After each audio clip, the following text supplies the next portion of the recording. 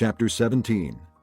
Ahithophel said to Absalom, I would choose 12,000 men and set out tonight in pursuit of David. I would attack him while he is weary and weak. I would strike him with terror, and then all the people with him will flee. I would strike down only the king and bring all the people back to you. The death of the man you seek will mean the return of all. All the people will be unharmed. This plan seemed good to Absalom and to all the elders of Israel. But Absalom said, Summon also Hushai the Archite, so we can hear what he has to say. When Hushai came to him, Absalom said, Ahithophel has given this advice. Should we do what he says? If not, give us your opinion. Hushai replied to Absalom, The advice Ahithophel has given is not good this time. You know your father and his men. They are fighters, and as fierce as a wild bear robbed of her cubs. Besides, your father is an experienced fighter. He will not spend the night with the troops. Even now, he is hidden in a cave or some other place. If he should attack your troops first, whoever hears about it will say, There has been a slaughter among the troops who follow Absalom. Then even the bravest soldier, whose heart is like the heart of a lion, will melt with fear. For all Israel knows that your father is a fighter, and that those with him are brave. So I advise you, let all Israel, from Dan to Beersheba, as numerous as the sand on the seashore, be gathered to you, with you yourself leading them into battle. Then we will attack him wherever he may be found, and we will fall on him as dew settles on the ground.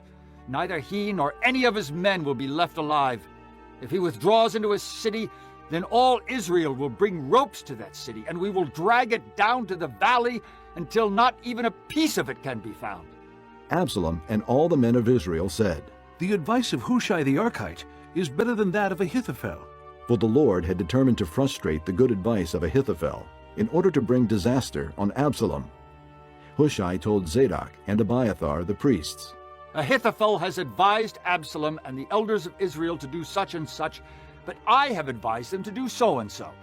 Now send a message immediately and tell David, Do not spend the night at the fords in the desert. Cross over without fail, or the king and all the people with him will be swallowed up. Jonathan and Ahimaaz were staying at Enrogel. A servant girl was to go and inform them, and they were to go and tell King David, for they could not risk being seen entering the city. But a young man saw them and told Absalom. So the two of them left quickly and went to the house of a man in Bahurim. He had a well in his courtyard, and they climbed down into it.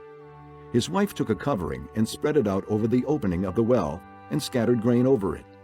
No one knew anything about it. When Absalom's men came to the woman at the house, they asked, Where are Ahimaaz and Jonathan? The woman answered them, They crossed over the brook. The men searched but found no one, so they returned to Jerusalem. After the men had gone, the two climbed out of the well and went to inform King David.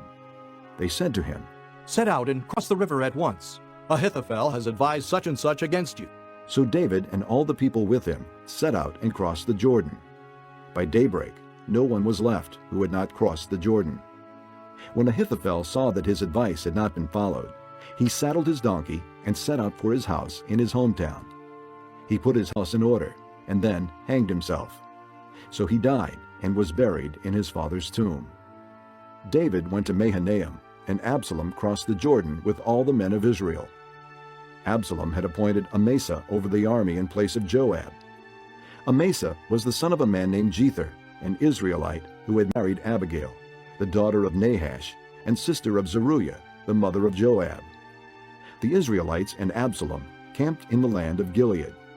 When David came to Mahanaim, Shobai, son of Nahash, from Rabbah of the Ammonites, and Machir, son of Ammiel, from Lo-debar, and Barzillai the Gileadite from Rogelim, brought bedding and bowls and articles of pottery.